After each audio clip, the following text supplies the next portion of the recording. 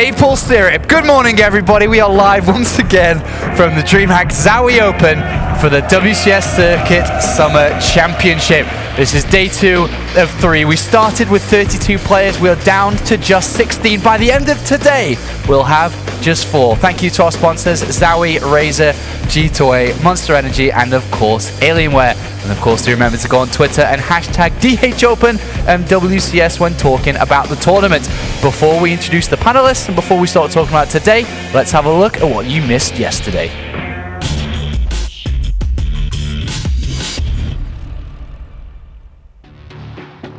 Kellisaur, the front wall is down. The Baileys can connect with the SCVs, and the Lings coming in to mop up the rest. Oh, he's gonna lock him in. What a swift move from Mana there. He's actually pressing the issue, Tasteless. He's going towards and clearing out this gold base for now. Possibly gonna be a kill. And GG! Iagus chuckling in his booth. He's tied the series. Both players on match point. We're going to game 5. And in fact, these Banelings, That natural expansion actually almost gets picked up. He's going to finally try to break this siege. The Marines clumping up extremely hard. Major got it, and he's on match point. I can't believe my eyes. It's 2-2 tied up. The pressure is on. And it looks like Scarlet might be taking a very fast 3-0. You know, I feel like Scarlet is just proving what I've heard about Canadians. They're really good at hitting pucks. Tasteless, last words to Canada. Great city, great audience, and great games today. Good morning, Canada. Once again, welcome to day 2 of this wonderful tournament that's going to continue to unfold today. Welcome to the panelists to my left-hand side. We have Artosis, we have Nathanius and Maynard. Good morning, gentlemen. Good morning, mate. You are looking fantastic, Maynard, today. I love that shirt. I love that tie. Thank you. Yeah. And Nathanius, I mean, you're just always awesome. What can I say? What can I say? What about me? Am I great? You're Artosis. Yeah, you're right. I am Artosis. That's a really good answer. Yeah. We had a fantastic day yesterday, Nathanius. Yeah, some pretty sick games, interesting results across the board. I think we saw a lot of the highest ranked players in WCS eliminated, guys like Showtime losing to Hero Marine, things I did not expect. Hydra's gone. Hydra's gone. Yeah. I did not expect Wellmood to take him out, but there he goes. And there's like a lot of contention for those, you know, the bottom of the top 8. There's a bunch of players that are in there that are still in this tournament right now. And whoever gets further is much more likely to go to BlizzCon. Yeah, it's going to be an exciting day. We have a lot of StarCraft action for you today. But before we go into it and look more at the specific details, let's go over to Smix to see how you're doing this morning.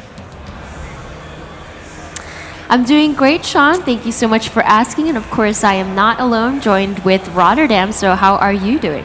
I'm doing great. I'm excited for day 2. I thought yesterday was pretty good, but I think today is going to be a lot better. So. Yeah, I think a lot of people were surprised by some of the results that we saw. I mean, the panel just hinted at it themselves. They talked about some of the upsets that we saw. But let's talk about the flip side, because other than the upsets, there were some games that were also just really, really exciting. Maybe the result we would have expected, but the games themselves were actually top-notch. No, I like that you bring it up. For instance, Semper, even though we didn't see him on the mainstream, I think he put up a really good fight against Nurcho. Yeah. He fell 3-1, but if you look at the games, he actually played pretty damn well. I mean, a lot better than some of the European Terrans do against Nurcho. Nurcho is a beast in ZvT. So I thought that was cool, and there were a couple of other series which were indeed closer than perhaps the scoreline suggested. So I had a good time. I mean, you tried to watch all the games because there were 2 streams going on at the same time, but it was fun.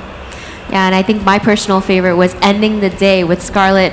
Ending the day with a bang. It was a 3-0, and all the fans here were just going absolutely crazy, and I can't wait to see how she does today, as I'm sure the fans will be cheering nonstop for her. So I think it's safe to say that this is the most excited Canada has ever been for a ZvZ. I think that you're right. I'm definitely going to be looking forward to that. But of course, we are here for the WCS Summer Championship. So Sean, why don't you walk us through all about WCS? It would be my pleasure, Smix. It really would. We've had 3 championships this year, and this is the 3rd one of them all as we get closer and closer to the global playoffs, of course, in November.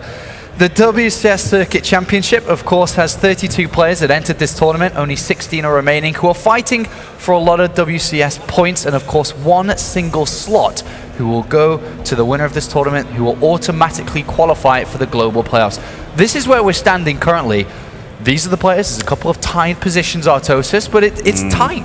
Yeah, it really is, and it's tight even if you go below here. But look, for instance, Massa and Haas both fell yesterday, so their BlizzCon dreams, while they're not completely gone, we do have that Mexico City event coming up.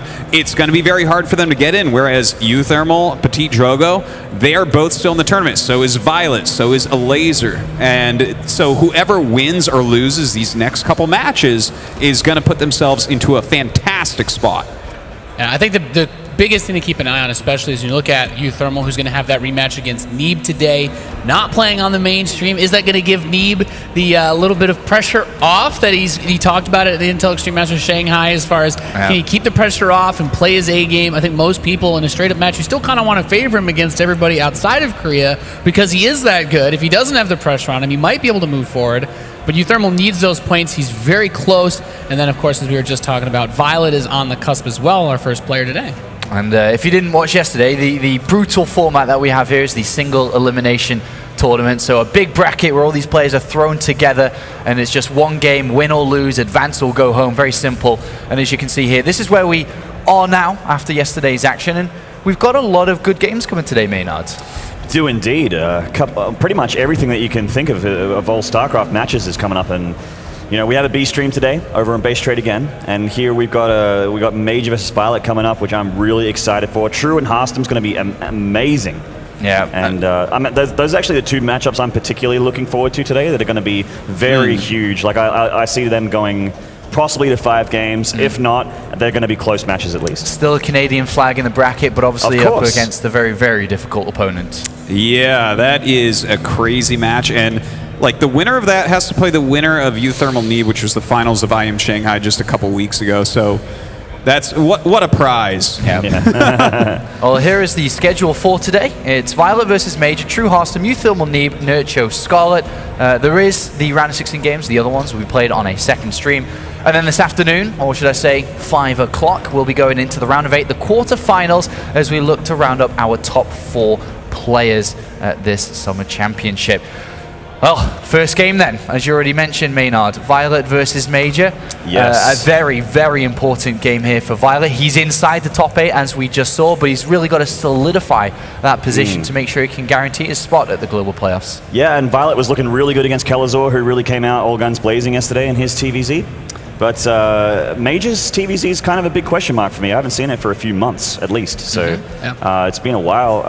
I'm sure he can do it, but against viOLet, questionable. I'm going to be favoring him, I think, coming into this match. And we talked about that because of yesterday as well with the suspension that he had. We have not heard a lot. Major's been very quiet this year. I was surprised by how well he came out and executed against Massa yesterday. But this is also a bit of a classic series. They've played each other many times over the last few years, hitting each other in WCS. I think they had one of, if not the first official Premier League draw game. It was like a game on, was it Habitation Station? They had like some crazy mech game with buildings floating around. So they've got a lot of history with each other. They've played each other a lot. And I think that should make this for a very exciting series. And you're always behind Major, Artosis. I generally am. Definitely has a soft spot in my heart. And, you know, I was talking to him earlier today, and he said he's absolutely going to beat viOLet. And if he's gonna show that type of you know, conviction in his play, I have to back it up, man. I do think he's going to be able to take viOLet down here. Okay, wow, big words. It's been a long time since we've seen Major do very well at an international tournament. I think the last time he did well was a top 8 at the Intel Extreme Masters years ago now, actually down in Sao Paulo in Brazil. It would be good to see him get another top 8 finish here. viOLet, though, he has recently started to perform like we expect from him. Yeah. He definitely has looked a lot better from IM Shanghai and now this weekend as well than he has, in my opinion, for the entire rest of the year, because I normally expect him to be top 3 basically every tournament. Yeah. And he finally is showing that, I think, right now. So, I mean, it's definitely a tough match either way. It's just crazy because both players have so much on the line. We've talked about it. The only way for Major to make it to the global playoffs, he pretty much has to win this tournament. He doesn't have any of the points. He needs to win first place. That guarantees you that seed. And then we talk viOLet on the flip side is just outside that top 8. He needs these points, and then he needs to go to Copa Mexico, and he needs to get as many as humanly possible. So it's a very intense situation for him as well. Both players fighting for a lot more than just the prize money at this point. Yeah, very true. And viOLet's, as far as his ZvT form goes, he unfortunately got 3-0'd by Uthermal at Shanghai, so maybe it's questionable. But after watching him versus Kelazor, my doubts have been washed away. he is incredible at ZvT. I expect this to be a pretty close fight. I expect a much more straightforward game out of Major in this series against viOLet. I think if viOLet continues to do anything a little bit outside the ordinary, I think that's where Major is going to excel. I think Major is going to play this Terran-favored meta versus Zerg about as close to the style of the Koreans as he can, and because of that, if viOLet does anything weird, I do think that Major can get a very early lead in this series and possibly just dumpster him. Dumpster him. Okay. That's great. Yeah, you know, Major has always really modeled his play after the Korean players. He's always been good friends with Korean pros. Like, he was a StarCraft 1 pro as well that was really into studying exactly what top Terrans did and porting that to his own play. So I definitely have to agree with your analysis there, Nathanius. He is going to play some straight-up Terran versus Zerg, maybe mixing some cheeses and whatnot, but, I mean, that's just how you play a good best-of-5. Well, here is the map order for that very best-of-5. Anything out there that stands out, Maynard, that is going to surprise a noob like me? Well, Major letting New Gettysburg slip by is a little bit of an interesting choice, I think. Not wanting to play, I would rather play Apotheosis TVZ than New Gettysburg, but that's me personally. Major maybe has, you know, I'm sure he has a different plan in mind. So that's the only thing that really stands out for me. Maybe he's got something up his sleeve. Apotheosis is such a long map, it's very difficult to do any of those early aggressive plays because you have to go so far. That's but true, also, yeah. it is a nightmare for the counterattacks because it is so long. Once you're out on the map, things can get very tricky. I don't disagree with you, though. I wouldn't have mind seeing a New Gettysburg veto, but maybe he's not quite Euthermal, right? He's not going to use a map like Apotheosis for the Reaper Cheese build that he would have in his pack. Yeah. Okay, so we've started to feel out a little bit of where you think this series can go, but let's go to the predictions exactly now. Maynard, who is taking it? Perhaps a score, perhaps a reason? Well, I mean, you say that Major models himself after the Koreans. viOLet is a Korean. Okay. And I think that his ZvT looks so incredible versus Killazor. I don't know if Major's that better than Killazor, so I'm going to say that viOLet's going to take this one, and I hope for 3-2. In my eyes, I see this basically going, if Major's allowed to do what he wants and doesn't basically get wrecked by some weird +1 Carapace Roach timing that viOLet is known to do, I think this match will be a bloodbath, but I think all the long games should go in Major's favor, and I want to give him a 3-2. Yeah, I mean, I'm going to go with Major taking this home, and I think it's going to be like a 3-1 or 3-2. Definitely could have a hard time on something like New Gettysburg if it does get late game, like you were saying, so I don't want to say it's going to be like an easy road for him, but I do think he can take it down with only 1 or 2 losses. All right, well, thank you very much, gentlemen. I hope you guys are excited at home. I hope you guys are excited in the crowd because it's time to begin the first game of the day. We're going to hand it over to our commentary team for this one. Maynard, Nathanius, take it away. Thank you, Apollo. Good morning, Montreal. Let's get right into it. And that's up right here on Frost. We have got Envious' viOLet. Good TVZ to start the day, Maynard. You're getting me all hyped up. Your energy in the top left. We have the blue Terran player from Mexico. He's Major. Long time between drinks for this Mexican Terran, but it is starting to look, he's starting to look really, really good in this tournament already with a very convincing win over Masa, the local Canadian player, in round number 1. And the big thing that stood out in that series for me, Maynard, was not just his build orders, but his execution and decision-making. The way he handled the pressure that he got hit with on Galactic Process by Masa showed that he can make the calls, even though he hasn't been playing on these stages, to handle tough situations against players like this, and I think that's going to be so crucial against viOLet. We have horizontal spawns on Frost. This favors Terran against Zerg. This is a very good position to be in if you're Major. Probably you're about as happy as you can be. So based on whatever strategy he's going to go for, what build he'll be following, it looks like gas first, so probably a quick Reaper with a very fast factory and reactor follow-up. Maybe we're going to see one of those big timings with the 2 barracks. There's a lot he can do here, but this map should give him a great start to this series. Yeah, if I'm going gas first, I love being in close air because there's a lot of options for you once you scout your opponent. If you scout your opponent before you hit into Tier 2 town, but obviously you're going to want to fast expand with that Reaper, of course, with Major doing just that. And he's going straight to his opponent, so he's going to see him nice and early.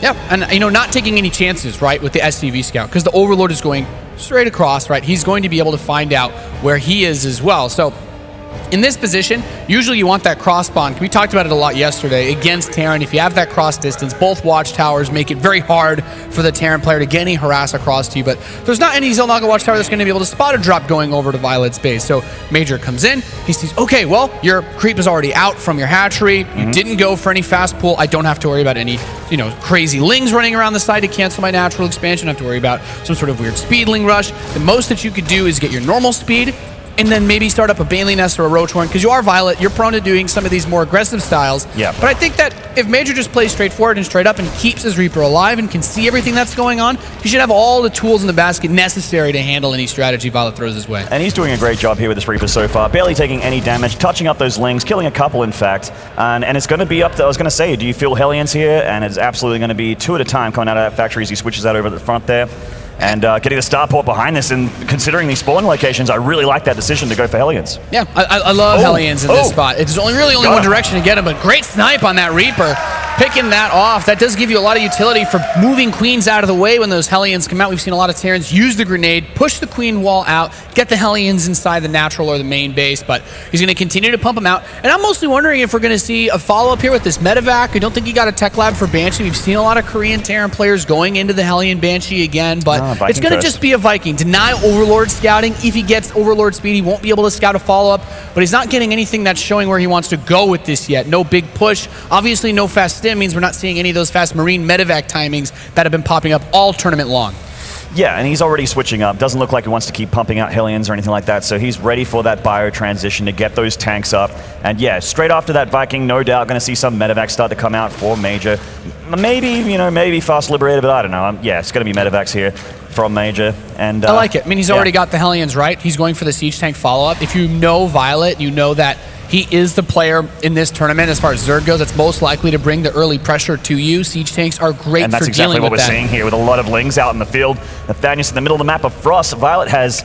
That is a considerable amount of lings. That's that moment where you're playing the game, you're like, oh, there's a lot of lings, you know what, my Hellions aren't quite there. Let's just build up more supply depots. We don't need that third command center that fast. And viOLet tried to take that cheeky north bridge, but the Hellions, they met them right on the bridge there, so tip in his hand a little bit, unfortunate for viOLet. Good Hellion control from Major in this spot. He's going to go up towards the tower. The Zerglings are going to try to jump on top of him from this spot, grabs one of the Hellions on the south side. He's going to continue to chase him up towards that north end.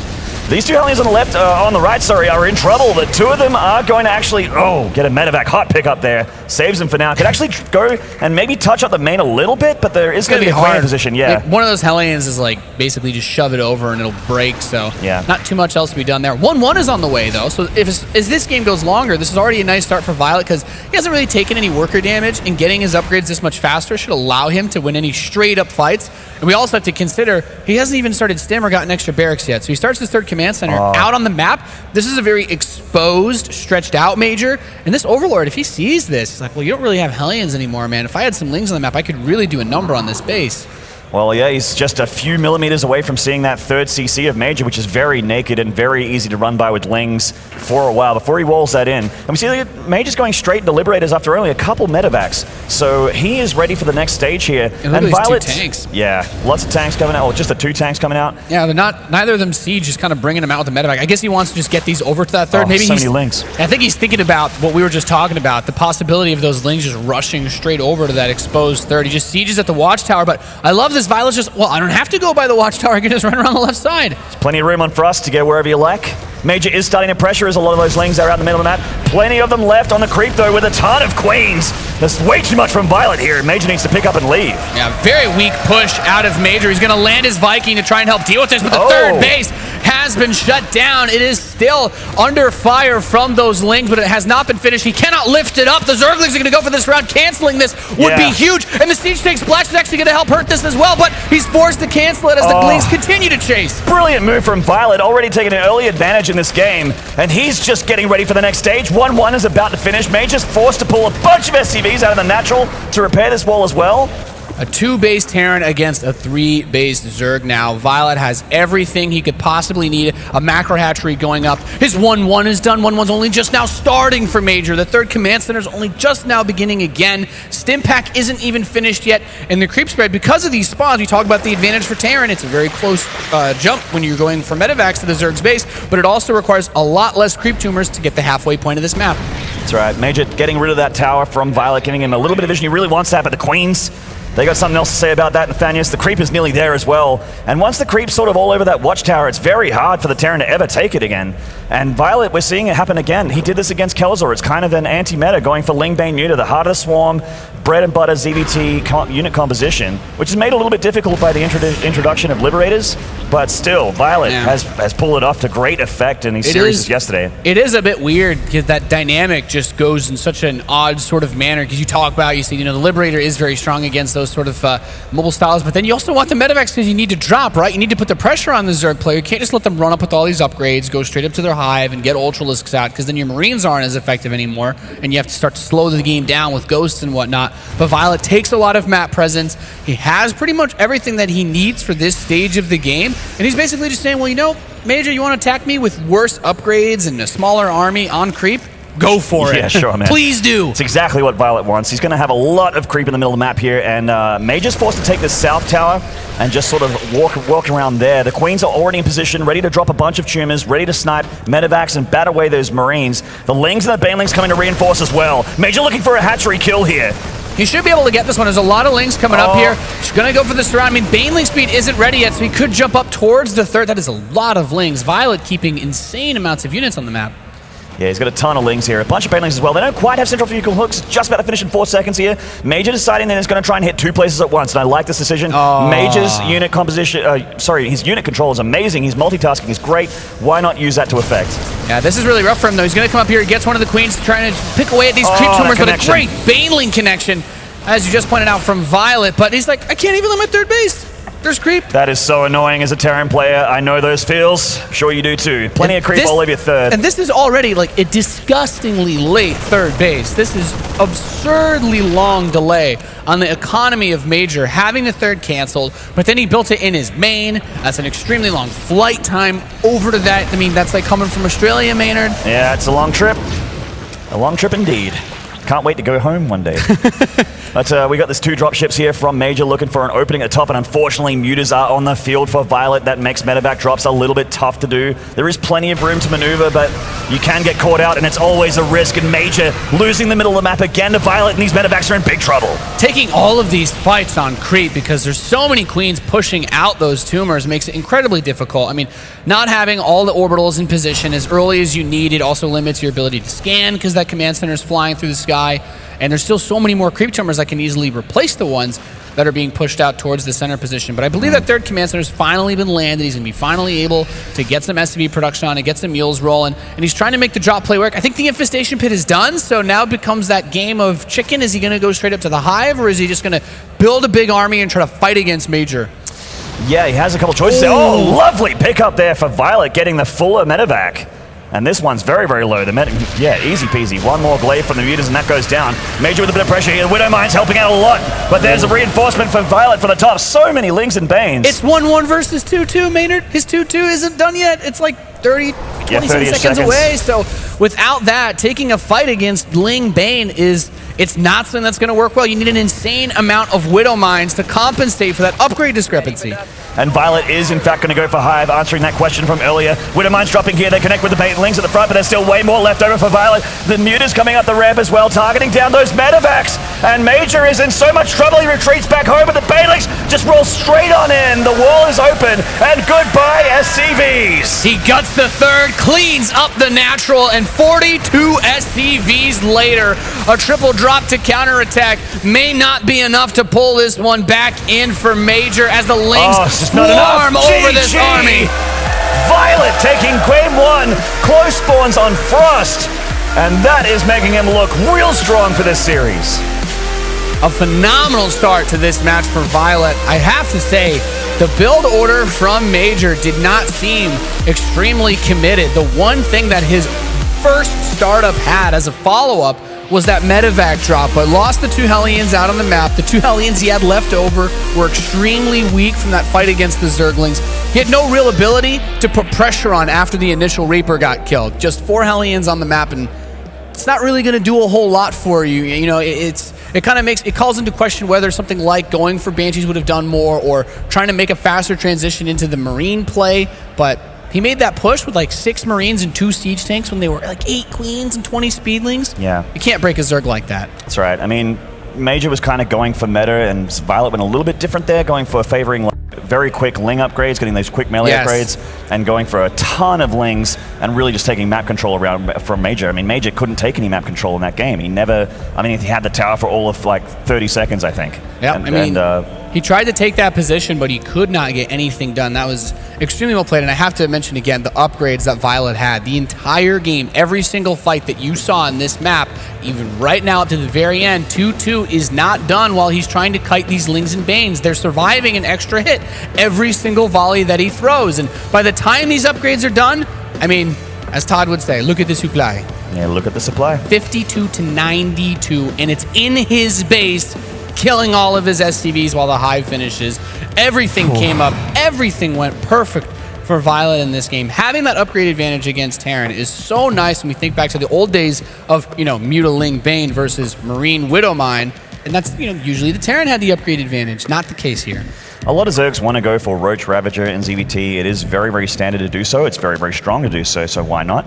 But I feel like when you're Ling Baning, you have the exact thing that had viOLet win that game. Apart from being amazing, he had those upgrade advantages. And you get those upgrades really quick with double Evo. You get the 2-2 really fast because you don't need to worry about switching to fast dive or anything like that. And it's part of the benefit of this meta where you defend with Queen Ling because you don't need the Banelings that early to defend. But we're loaded into game 2 on Galactic Process. Let's see what this man can do.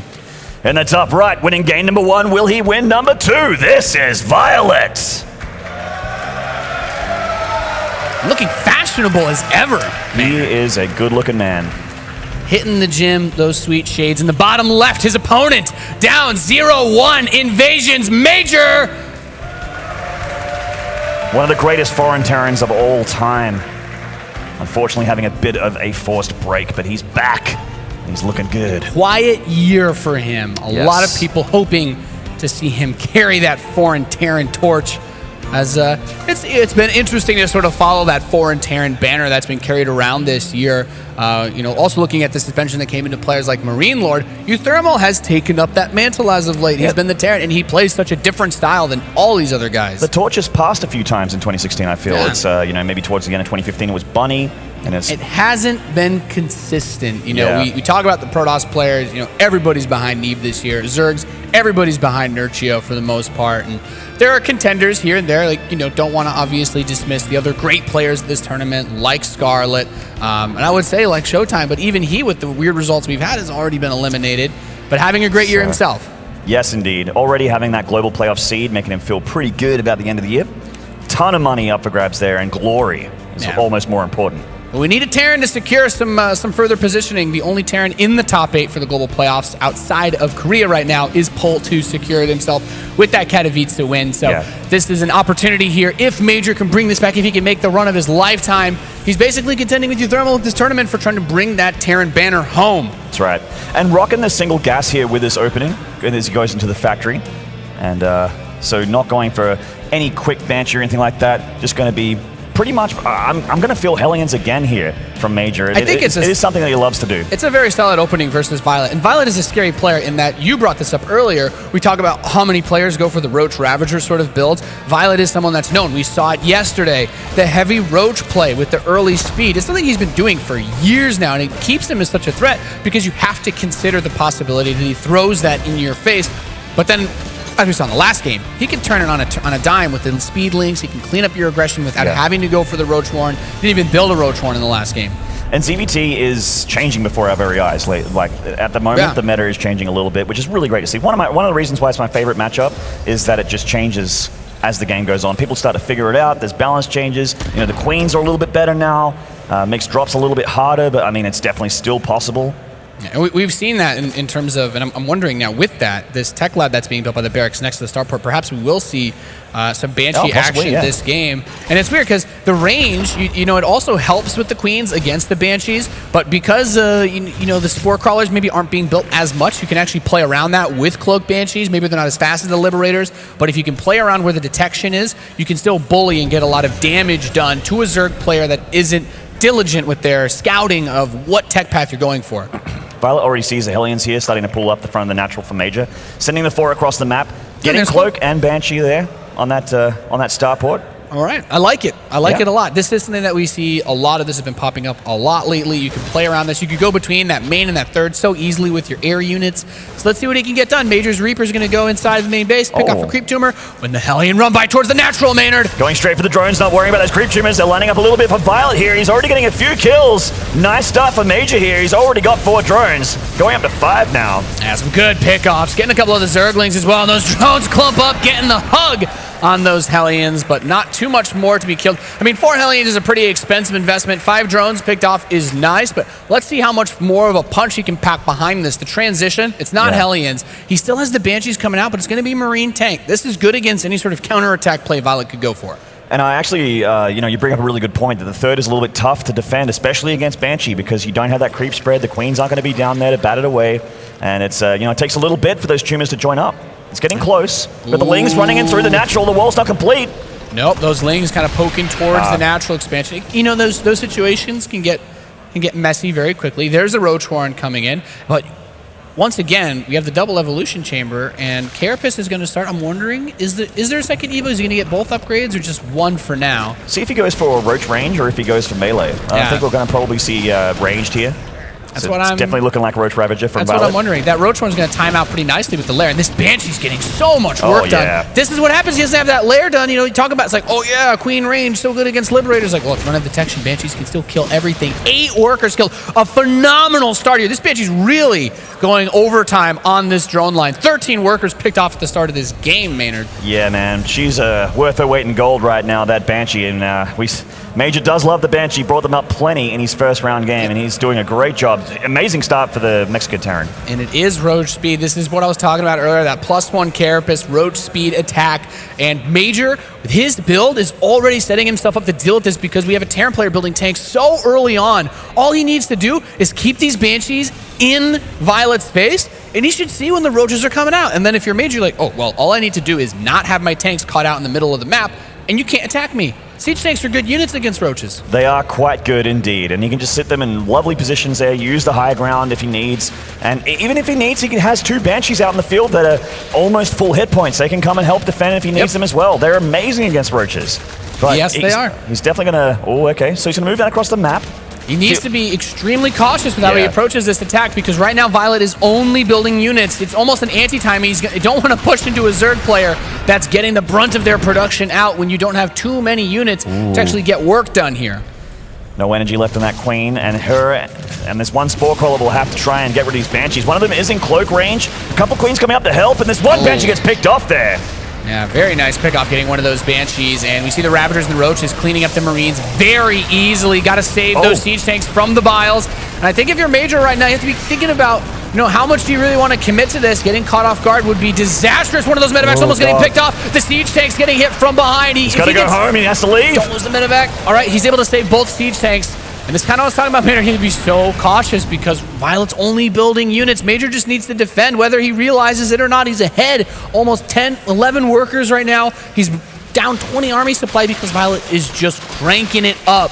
He is indeed. Nothing but units coming out for our Zerg player, getting some Ravagers upgrades as well, and the counterattack potential is real here as he starts to move across the map. Just go home, Major. Go home. Defend. Get ready to stop this push. Look, there's no follow. There's no more upgrades on the way. There's no further tech on the way for Violet. He's going to get some drones and maybe take another hatchery behind this. But if Major crushes this incoming force, he can go for a devastating counterattack that, at the very least, shut down the fort and at best win the game. Tanks unsieged, and the front door is open. The Roaches are getting in here without getting shelled on by that siege tank. It's so late to the party, and Violet is already in Major's face. He's in a bit of trouble here. These 2 siege tanks are going to be very critical for holding this, and he needs to control them perfectly. He can't lose these tanks. He's doing a good job. The Banshee helping out a lot from the north as well. Bringing the army back. A big play there for Major as he destroys this army with still a tank out on the map. I mean, being able to defend that just comes back to the opening he went for. Building siege tanks nonstop from the start of the game against someone like Violet is never a bad move. Absolutely not. And this tank is caught between a rock and a hard place. Save him! Save him! Okay. There we go. He got picked up. He's like, why didn't the healthy medevac save me? I don't want to complain, but It's like, you know, I like this airline more than the other one, but he's going to start the 4th base now out on the map. The Banshee's still there, no anti-air. All he's building are more queens, more and more queens, but those are not going to stop the Sim Marine army that should be coming down the map very soon. yeah, I mean, viOLet almost wishes at this point that he went for what he went for in game number 1, just a Ling Bay Muter again. It's a lot more effective against Banshees. If this was like game 1, he'd have his 2-2 done already. He'd have a bunch of speed links, Bane links with speed, and he does something he could really work with here, but his Roach attack did not really get anything done for him. Not really. And now we see this army with all these medevacs, these Stim Marines, these Marauders. This is not an army that can contest this Roach Ling. This is a hatch tech army. Oh, Link's coming from the back and wrapping around a little bit. Major actually cannot engage that, so he does pull back. He can get enough units, he can make anything happen. And we got 2-2 on the way for Major. He actually had a perfectly timed armory as well, so he's looking good with that, with those upgrades. viOLet's gearing towards tier 3 here. Obviously, he gets a little bit more comfortable for the Zerg when you get into tier 3. But the thing is, he's going to be a little bit vulnerable for a while here as Major starts to power ahead. He's up like 34, 36 army supply. Great medevac snipe, though. Going to hurt the harass there as this corrosive bile lands on a Roach. Focusing down the Ravagers is Major, trying to pick off the expensive units. But once these tanks arrive, look at that big daddy line of siege tanks. And viOLet needs to go back on that creep, get back home, because that is a scary amount of Terran units, especially those siege tanks. Really going to be tough for viOLet to engage. I'm looking at this army and I'm like, man, Major's fighting with quite a small bit of his army, but when you bring the siege tanks up against this force, you have so much you can play with on this high ground position, and this fourth is not going to last much longer at all, Maynard. No infestors, just Roach Ravager with some leftover lings to try and hold this. This hatchery has got 1/4 hit points left. Oh, a flank! They've got a flank from Zerglings at the back. A reinforcement from Major is going to clean them up. He does get some siege tanks with the Ravager shots, though, but he needs to worry about this bio. Those tanks were it's actually such a good pickoff. I was going to say this 4th base should still die, but he did not need to lose all of his siege tanks in that fight. The flank caught him off guard beautifully. Does get the hatchery. It's a large pickoff there for Major. Knocking viOLet back to 3 bases is an amazing feeling as a Terran when you got your own 4th up. Exactly. That's exactly what I was going to point out, Major. He's got his own 4th. He's still building tanks.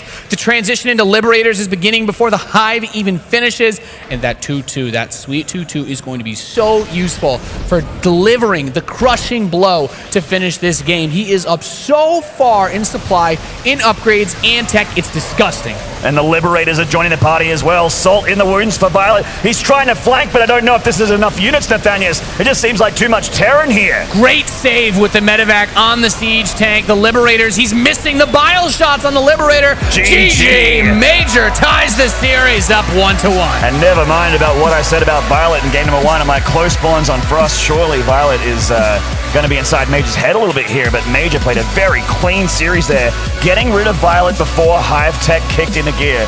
Hive finished, but there was no ultras to be seen, and that is what you want to do as a Terran. Superb build choice by Major on this map, and I think especially against viOLet, someone who is prone to very hatchery-heavy armies. Whether it's a lair with Roach speed, it's still a Roachling army. He's not rushing up to a heavy amount of Ravagers that at least give you the biles to work with. He's not rushing up to Spire that can obviously deal with Banshees very well, and just the positioning, the timing of the lair, because he goes for those fast evolution chambers, especially in the first game, that delays that tech enough. That Banshee did so much more damage than it should have.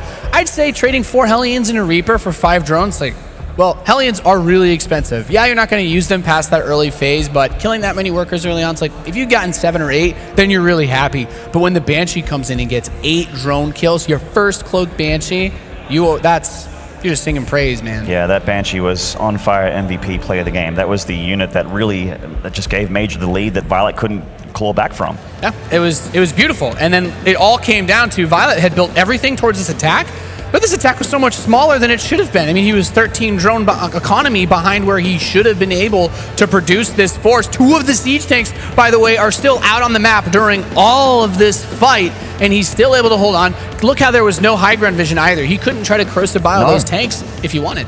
Yep, no overseers, no nothing like that, so the tanks were just shelling away for free. And that Superb. was it. Just looked like a really easy hold for Major, even though he was late to siege up. Those tanks were just in a beautiful position. There's nothing you could do about it. There are certain situations where against a Zerg player, you do not want to just start building tanks very early, right? Tanks are not your most aggressive units. If you want to move them out with your medevacs, they become extremely vulnerable. They make it very hard to pull back your Marines when you're doing drop harass and all that sort of thing if you're trying to clean up creep tumors. But in this scenario, against a player like viOLet who can hit you with these early aggressive builds, I think back to the match against Kellezer yesterday, a couple siege tanks early on would have done wonders for him in that series. You can really see we're just investing a little bit more in the early defensive tech, or at least the anti-hatchery tech is extremely cost effective. The Banshees, the siege tanks, those are the linchpins holding together that second game for Major. Game number 3 going underway on Frozen Temple in the bottom right here. This is viOLet.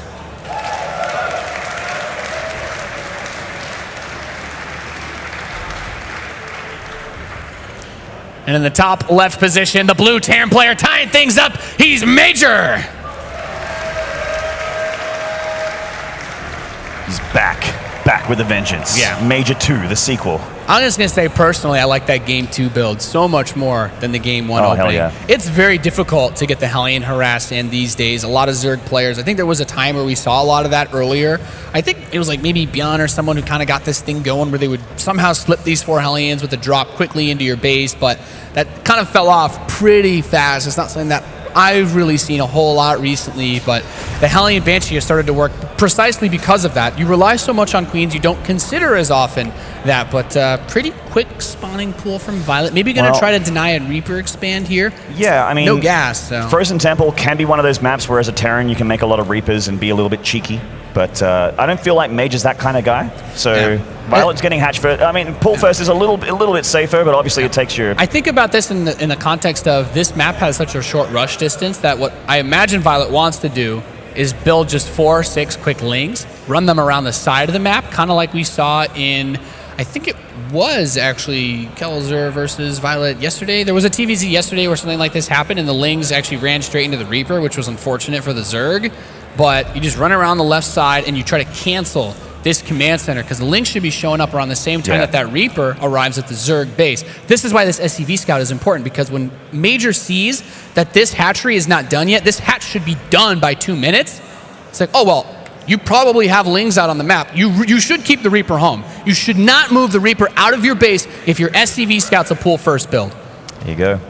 For all you guys laddering at home, an eye out for that hatchery. If you send your SCV after you got that barracks on the way and you see that there is no creep outside your base, you do not leave home.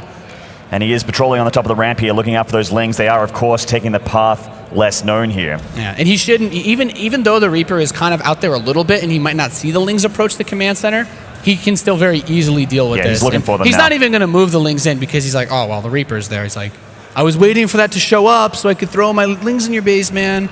But that's something that helps a lot. Major, by taking this small economic cost to send the SCV across the map early on, saves himself a world of hurt. A canceled natural is almost game-ending in Terran versus Zerg. Absolutely. And he's going for the 1-1-1 here with the Hellion follow-up. Tech Lab again. I love it, Maynard. Banshees again for Major. It's going to look pretty good here. See if it works out for him. We'll see if viOLet has something a little bit better up his sleeve against what Major pulled up against him on Galactic Process. Still with the presence of the SCV on map. Just checking for that third hatchery in case viOLet wants to quickly expand. That's also a very important thing to keep in mind, because now you have to think about, it's like, okay, well, the Zerg's not taking this third that fast. You know, where are they investing? Where are they going? That's a really nice snipe on that creep tumor early on. You feel really good if you're scouting Reaper still alive and picking off that creep tumor. It feels like it's such a small thing because, you know, obviously both queens are going to continue to build their energy and they'll just build more tumors. But whenever you're playing this game, if you deny a creep tumor that early on, you're just like, that's a fist pump in the air. You're like, Yeah. Major's a little bit too calm, collected to fist pump in that booth. This game matters a lot. Hey, we didn't see his reaction. Maybe he did. Maybe he did. Yeah. People in the crowd will tell us later. I'm definitely a fist pumper. If you ask my fiance back at home, when I win against people that are better than me, when my Reaper picks off 2-3 probes against pros, I'm like, oh yeah. So the Hellions are going to go for that run by like in the last game. Queen wall. You shall not pass.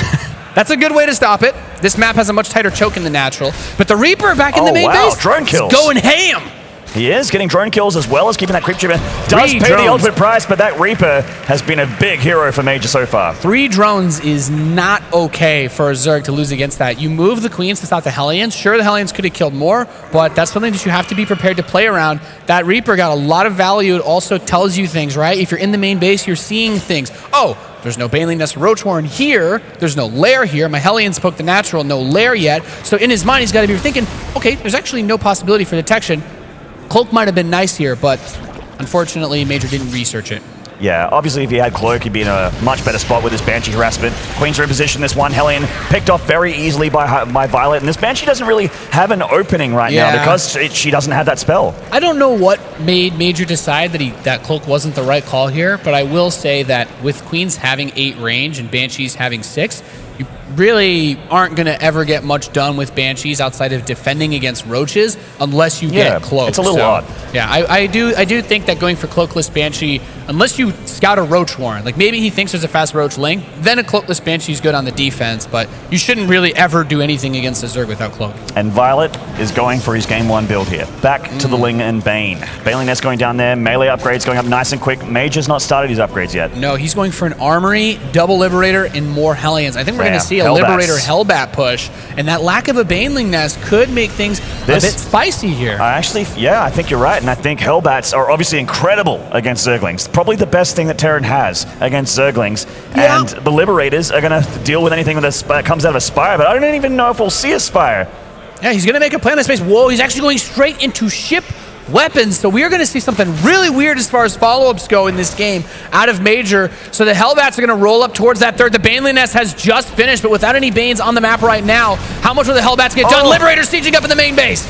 Going to be heavy Hellbat, Liberator aggression. These Hellbats can definitely engage 4 Queens very easily here. A Ling reinforcement coming through, but the Hellbats, roasty toasty barbecue time. They take them all out. It's getting hot up in here, Maynard, as all the Lings are getting cleaned up. More continuing to pour out to finish these Hellbats off, but another starport on the way. The Liberators still going ham in the natural expansion. These Liberators are still alive, still doing damage, and even though those Hellbats are cleaned up, they traded incredibly well. They killed so many Lings, killed Queens as well. These Liberators taking out lava, they're taking out drones, they're taking out everything. They're doing a great job. Yeah, and a lot of Queens dying during that fight as well. Once +1 finishes, the Liberator will actually 2-shot the Queens on the ground. An extremely important upgrade for this sort of style.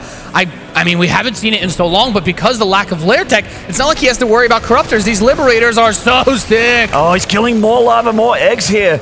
Any damage he can keep doing with Liberators. He's got 2 on the field. The other 2, I think, are still alive. And he's got more Hellions coming at him for more Hellbats. And viOLet's stuck. He can only make Lings. Yeah, this has the same effect as killing pylons of a Protoss who's warping units in. If you kill those eggs, that's their only form of production. If you kill the larva, the Liberators one-shot them. They shut down any ability the Zerg has to produce new forces, and that limits the way that you can deal with the follow-up of more Hellions, more Hellbats, etc., etc. He was targeting the Lings, but Major microing his Liberator a little bit there, making sure he gets drones, not going to mess with the AI there. These Queens will get these Liberators. They got a little bit too far forward. He is killing a lot of drones. 10 drones. And the follow-up is another Armory. He's going to go into another factory. We're going to see probably, and this kind of feels, this is like some Iacoic tier stuff, man. I'm feeling we're going to have Blue Flame, a ton of Hellions, and Liberator Banshee just rolling across the map all game. +2 ship weapons on the way for Major as he continues to pump out Liberators. Good God. My God. I haven't seen this in a long time. I haven't seen this since they got rid of the Liberator's ability to kill Corruptors. But apparently by the time Corruptors come out, he might actually do the same amount of damage as the old patch. Look, Hydra, sorry, I keep saying Hydra. viOLet is making a Roach Warren at 8.5 minutes here to try and deal with what he is up against. He just can't keep making Lings and Banes against what he's got there. A lot of the Banes are connecting with his Hellbats, though. A decent start to this engagement for viOLet. But those Queens die so fast as well. That's such an important part of this fight. The Hellbats pushing forward into that 4th base while the Lings ravage his 3rd. Back home, the Hellion Banshee is a composition that can come back to defend very quickly, but the focus fire in the SCVs, 13 of them picked off. Keep in mind, though, Major's still ahead, 10 workers. Which is incredible. As a Terran player versus a Zerg player, especially to be up by that many workers. Didn't see the 4th either. Oh, man. He could have shut that down. And a Fusion Core on the way. We're going to get Liberator range. Oh, yeah. Why not? Get everything in the book. Banshee speed? What do you think? Banshee speed, Liberator range first? I think we're going to see Liberator range for... Oh, no. You know what? He nearly started. He started Banshee speed. He canceled it with Liberator range. Actually, can't fault either choice because I think that the Liberators are already doing enough damage, and there's nothing that's solid enough against them right now when you have this many. That I think Banshee speed is actually okay as well because it allows them to move as fast as the Liberators, and then your army synergizes better. So viOLet's making some ravages now. Obviously, that's what he needs against those Liberators. What a crazy game. Yeah, it's getting a bit nuts. I would like to see Blue Flame. There's been a lot of Lings made in this game. I think that would be... You know, there's many times when I would actually kind of play around with this sort of thing, and you have to be very cautious with that because obviously you don't want to waste gas when your opponent builds roaches because then Blue Flame doesn't do as much, but there have been enough Lings. I wouldn't mind it. Lib range halfway done. More Liberators sieging up in the main base. These drones are on the run. They are indeed, and this is a lovely position to be in. He actually can target down the eggs as well, but pulls back just before that Spore Crawler finishes off that one Liberator. This other one's going to be very, very low. Could potentially pick that off there. More Hellions getting on that creep and looking for drone kills. Uh-oh. Okay, the Roaches are going to be able to come up and get one of them before they get into this mineral line, but 7 drones have died in the last 30 seconds or so of this rest, and Lib range is about to finish, which means the Spore Crawler becomes irrelevant. And Hydra's been... I did it again. viOLet's been making so many drones that he's back up to 70. But look at the army supply difference. That poor Banshee. Rip. Yeah, wow. Rip. You don't see that every day. A Banshee getting picked off by Ravagers. Feels bad, man. Banshee speed on the way to follow this up. More Hellions inside of the third base, and that's actually a really good point. I would love to see at some point how many drones have died this game, or at least how many get made overall at the end of this game, because so many getting roasted.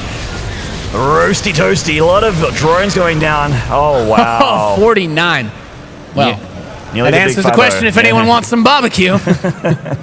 Plenty for everyone here out in the crowd in Montreal if you like some barbecue drone. We got Liberators coming in again. With Lib range, this becomes a true nightmare. Now it's hell on earth for viOLet. He has entered the dark world of Major, and there is no checking out. That's right. It's like viOLet's in the upside down and Major's that face-eating monster. Yeah. Well, no one's coming to help you, viOLet. Not today. Not today. Look at this production tab. Blue Flame, +3 ship weapons, Banshee speed, cloak. Oh. Good God. I love this. This is great. So just Lings and Queens again. The Roaches coming down to help with those Hellions, but they're so quick and slippery. This entire game for viOLet is like, you're just playing some weird campaign mission where they're like, defend against the Terran Air Dominion. But it's like, you're never actually going to be able to fight against Major. Like, Major's like, well, I can take this base, that base. You're not really counterattacking anymore. And look at this force of Banshees.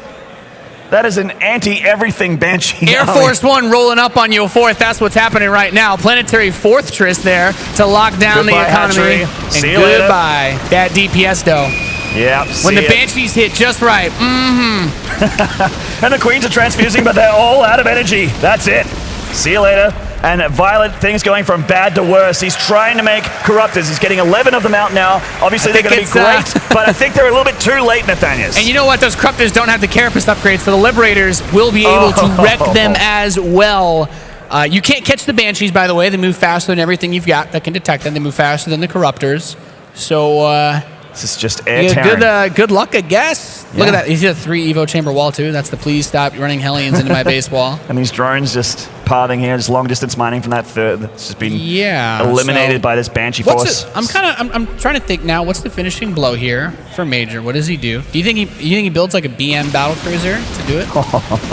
He has got a disgusting amount of momentum. His income is off the charts. His army is untouchable by this force.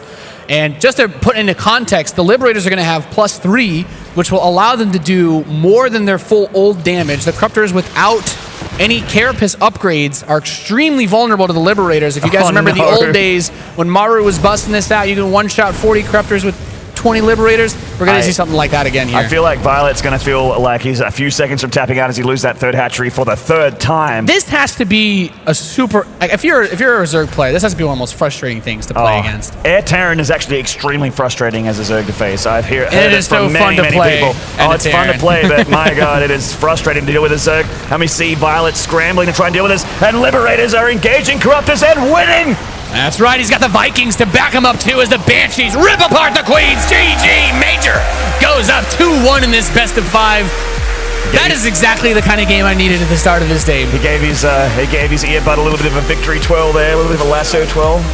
He's feeling pretty good. Wrangle up them Zergs. I was looking for the fist pump personally, but great game. That's a style that is extremely hard to execute in this version of StarCraft 2 because for those of you guys who maybe saw some of the older days where Maru was doing this in Pro League on maps like Dust Towers, the Liberator used to do 7 times 2 damage against all units. I remember that. And now against Corruptors, it's 5 times 2. Corruptor is 2 armor by default, so it's like an extremely weak unit in anti-air against the Corruptor. But when you're able to do a build that starts off as a 2-base attack, you get that ship weapon upgrade so early, and you keep them off of the lair tech. You prevent them from being able to afford to go up to that anti-air force. Was he +3 at that time? Yeah, by the time the first Corruptor came out, he was doing 8 damage times 2 against the Corruptors again. And yes, that is enough to destroy any air army that the Zerg is going to be able to build. Oh man, Major crushing viOLet in game number 3 there. Extremely well thought out and methodical strategy. He didn't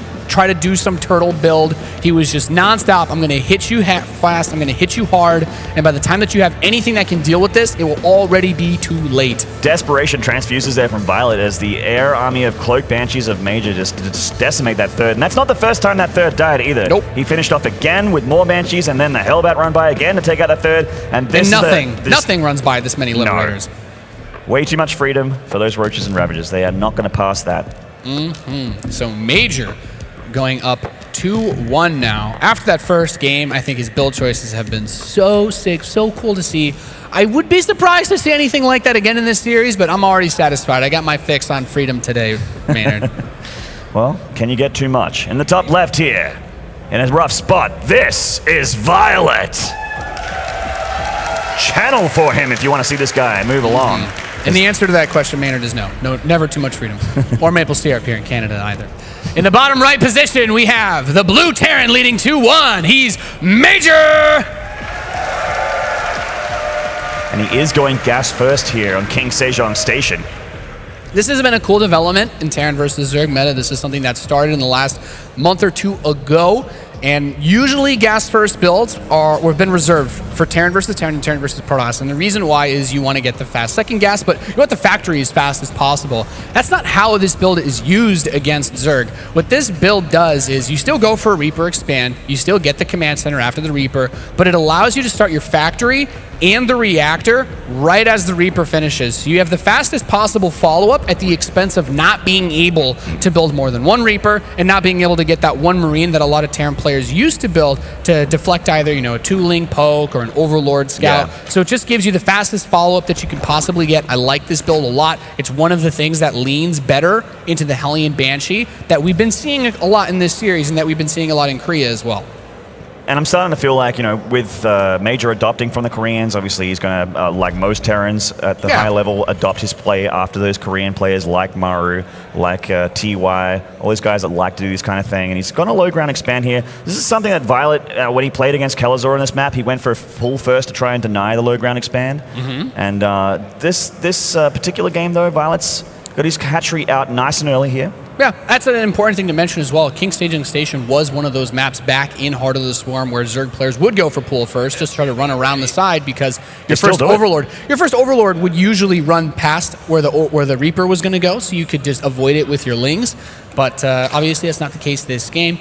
However, he comes up, he sees, okay, normal hatch expand, and we can see the benefit of that gas first fallout. This factory is finishing around actually a little bit faster than the natural expansion is going to finish for Major. So poke with the Reaper, follow up with the Hellions, and honestly, I think he should go Banshee again. It's been working extremely well, and there's almost no reason not to because viOLet is not rushing tech in any of these games this series. He's staying on very low tier units.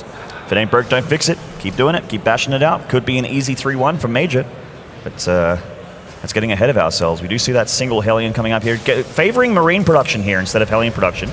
Yeah, and actually, I like that you bring that up as far as, you know, what's going to favor either player, because if we looked at the overall map list for this series, coming up after King Sejong Station would be New Gettysburg. This is the best map for Major to finish this series on. King Sejong Station is an extremely Terran-favored map against Zerg. New Gettysburg, I would say, flips in the other direction. So if he wants to win this match, it's not just like obviously he wants to win this game, but this map is going to be his best chance. viOLet is going to have a lot more he can work with on a map like New Gettysburg if Major makes a mistake this game.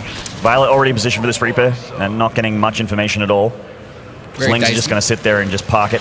He opens the medevac again. I find this pretty interesting. He's building, he had a good couple of Marines, so maybe he tries some sort of play where he drops the Marines in one base and does a Hellion run by elsewhere, but that build felt pretty limp in Frost, as you know, as we saw, and didn't really get much done for him. Just 4 Marines into this medevac here to go out across the map. It's going to be scouted by viOLet as well with this Overlord. Immediately spotted and is like, well. Loses an Overlord at least. I mean, that's a decent pickup. It's something. Does block him. I'm interested to see how Major approaches this mid-game transition. It was, in my opinion, extremely sloppy in the first game, but the second and third showed a much better control of this, and I feel like letting viOLet run wild can be extremely dangerous. Here comes the Marine drop. Doing a little bit, but honestly, not that much at all. Reaper's going to get into the main during this, but not doing much either likewise. At least he sees the lair, I think. The Hellion run by this could be big.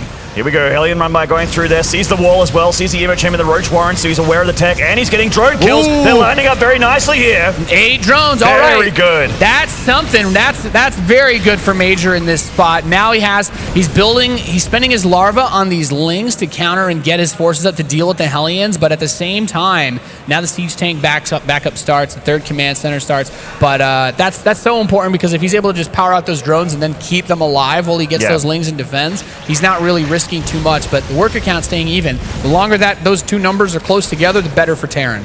And with these Hellions and Liberators across the field, that 3rd CC is so safe. Very, very safe. There's no way that viOLet's going to be sending a whole bunch of units across the map. He even sees the Roach Warren, and he knows. And that comes onto the map as well. It's nothing that favors Terran on this map. There's only one way really out of that 3-base zone that you can go for a backstab, and that makes it extremely difficult to get those counterattacks going as a Zerg player. And that Liberator, there's nothing here to deal with this.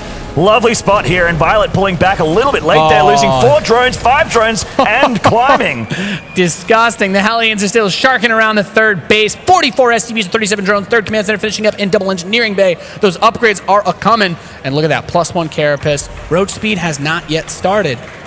Yeah, viOLet's a little bit offbeat at the moment here, but Major's not missing a single one. He's looking very clean, very crisp at the moment. 1-1 beginning on those double engineering bays. The Hellions pulling back, and he is looking so good with the tanks follow-up. I love this so much. It's just like on Galactic Process. He's moving out with the double tank drop, but he's building more tanks at home. He's not investing into more medevacs. He recognizes that he's playing against viOLet. Like, his strategy right now is completely focused around +1 carapace finishing, Roach speed finishing, and making a big attack. And you know what deals with all of that?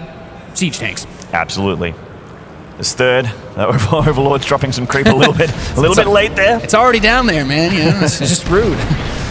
Siege tanks shelling away. This is a lovely position for the Terran to get his siege tanks there with a Hellion run by the 3rd. He's playing the map very well. He's using everything that makes this map so good for Terran perfectly. Oh my, 7 drone, 8 drone kills. Oh, viOLet falling apart at the seams here. 38 drones now. This is pretty disgusting. The Marine drop follow-up is going to hit. It's like you were building these units, you were preparing to go for a big attack. Well, guess what? You can't even use this to defend. Ravager dies, 2nd one extremely low, and drones, 14, 15 have died defending these bases. Roach speed not even finished yet, as he's already needing those units out to deal with Major right now. He can't be across the map. He needs to be home, and he just doesn't have enough anywhere right now. Major really pulling the screws here. Roach flame coming out the back for the tanks, but he can just pick them up and put them somewhere else. So sick. Major running a clinic on TVZ here, and I love this. This is so Major too. He's got his little twist on this. His aggression has been superb. And this series has been awesome to watch so far. Lings are going to try to counterattack here. Major's got to clean things up, get himself nice and safe against this attack, and he should have this game in the bag if he doesn't make any crucial errors. Nearly loses a siege tank there, but keeps it alive at the last second. He didn't 20 evacuate SCV the 3rd. kills, actually. That's a ton of SCV kills. He didn't evacuate his 3rd at all during that. That's a bit. That's a mistake that can bring viOLet back into this game, and worker count is now even. I mean, I still feel like Major's in a lovely spot, especially with the upgrades, tech-wise, that sort of thing. He has a great position. But you're absolutely right. Things went from extremely in Major's favor to just slightly in his favor after that This game went from locked down to should have pulled my SCVs, and now the game's now it's a game again. I mean, the Liberators can still do a lot. I still think that on this map, the ability to reposition those siege tanks, the medevacs, gives you an extreme advantage, but all things said and done, viOLet now has something that he can work with. He needs 1 or 2 more good, I'd say, gimmies like that from Major. That's right. And Major's multitask pretty fantastic. We've seen him hitting multiple places at once to great effect here, and we can see the Liberators are sieging up on this third, while a double dropship is going down towards the natural. Yep, and that's going to be Spotted by the Overlord there. Tough to deal with. Remember, the anti-air capabilities are limited to mostly those queens. There are Ravagers in place, though. Those Roaches getting ready to catch the drop, but the Medivacs boost over to the natural expansion. Those rocks are broken up, so you can retreat via ground if necessary. Not able to get that queen, though. Oh, Liberator nearly gets this other queen. She just pulls out of range in time, bats it away. These Liberators bouncing around. I mean, we see drones mining, stop mining, running all over the place, trying not to die, and this army constantly being moved around. Keep in mind, Maynard, this is still an extremely low-tech force. +1 melee's finishing, but there's no +2 upgrades. Ooh, those bios. Get one of the Medivacs. Nice pickoff there for viOLet. A little bit of a late reaction from Major. But no Spire. I don't even think there's a Baneling nest on the map. No infestation pit. You're right. It's you just Roach, Roaring, and Spawning Pool. Roach, Ling. That's it. And once again, I say, keep building siege tanks back home, Major, and you will have an army that can deal with this. viOLet's actually batting away Major very, very well for the time being. He's doing a great job of defending with what he has, which is an incredible army, as Nathaniel points out. He is starting to transition, though, this is a little bit of a point of weakness of viOLet, where Major has an opportunity to kill him before he gets to tier 3. Yeah, I think right now the biggest thing that viOLet needs to do is get something in on the left side of that third. It's the only vulnerable point, unless he were to go for some drops around the right side of the natural or main base. But this army, by and large, cannot attack into this defensive siege. How many tanks are here? It looks like he's got like 6 or 7. Yeah, eight in total siege tanks. You are not breaking that with Marine, Marauder, Medivac support behind it. So viOLet has to leave Major alone for a while until he has those critical tier 3 units. He is trying to get Pathogen Glands out. Obviously, Infestor's going to help out a lot with what he has here. They marry up very well with the Biles. Biles going down but not connecting with any of the Medivacs. Major microing quite well here. This game has been extremely well played by Major, and we have Pathogen Glands coming out. This is an interesting choice. A lot of Zerg players skip this in favor of going for a faster Hive and just kind of getting a few Infestors out very quickly so that they can build energy rather than wait for the upgrade. But it seems that viOLet is instead going to stick on a maybe one-punch type of army where he's going to try to max out on Roach, Ravager, Infestor, get a couple of key fungals, and land Corrosive Biles that can win in the game. And it's going to be a long throw, but... Yeah, these Infestors are his comeback unit. If the Infestors get their job done correctly without dying, he's going to be feeling like he could possibly come back here, but he is very much behind this point as the Hive comes up. Well, that's convenient. Sends the Marines off to the left side, finds these Lings that were waiting to do a counterattack, and that Hive is on the way, but it's not done yet. 2-2's going to finish, +1 vehicle is going to finish. That allows those tanks to one-shot the Lings.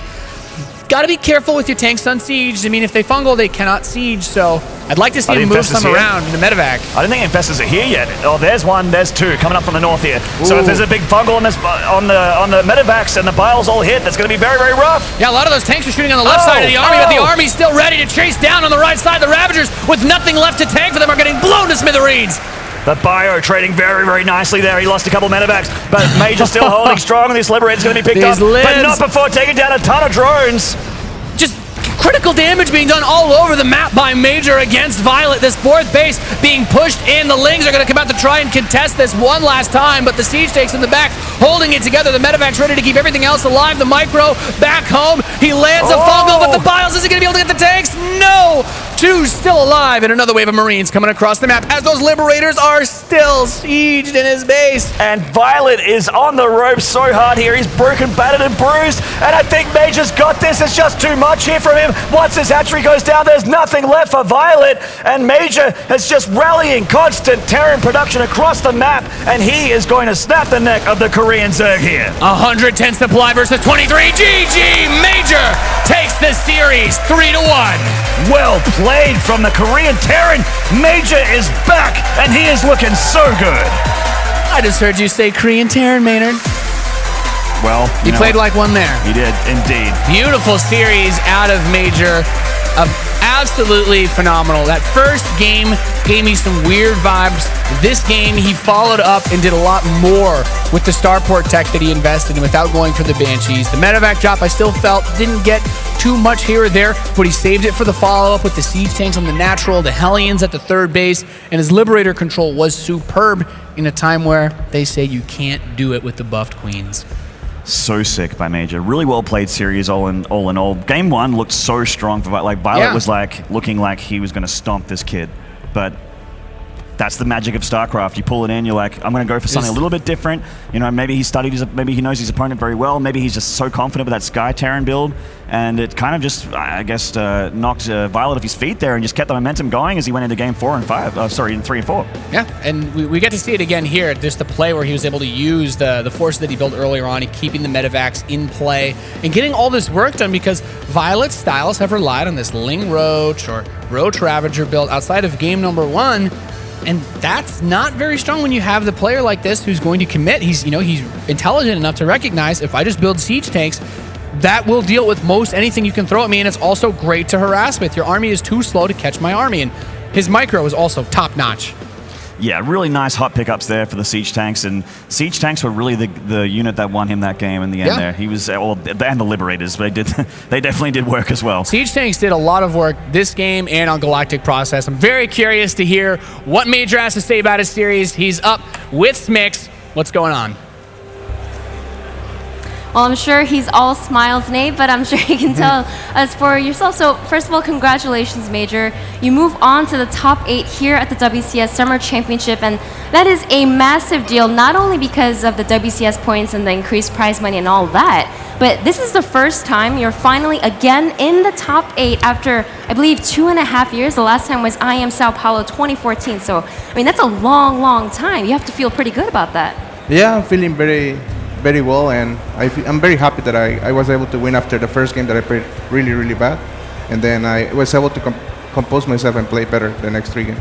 I know that when we spoke with you yesterday, you said you just really want to be able to play at this offline tournament as you do in practice, because we already mentioned yesterday how all of these players here always talk about how great you are in practice, and it seems like it's finally you're able to show all of that. So what do you think is different about this time that you feel like it's finally translating into these results? I really don't know. Maybe because I've been like very relaxed, and actually I was talking with TY on Facebook like the past few days, and he's been helping me a lot. So yeah, maybe that has something to do as well. Do you actually talk to him about strategy choices and things like that, or? Well, we used to be teammates on Teammate, so yeah, he gives me a lot of stuff that he just give me little hints mainly. Well, I'll first ask about the first game, and then Kev, I'll let you take it away. But in that first game, we saw that you chose to go for more of a greedy strategy than maybe people might expect, especially against such an aggressive player like viOLet. You chose to make your 3rd CC on the low ground. I'm wondering why you chose to go for something that sort of risky against viOLet. It was mostly, I never used this build, and I don't know why I did it in the tournament. I should have never done that.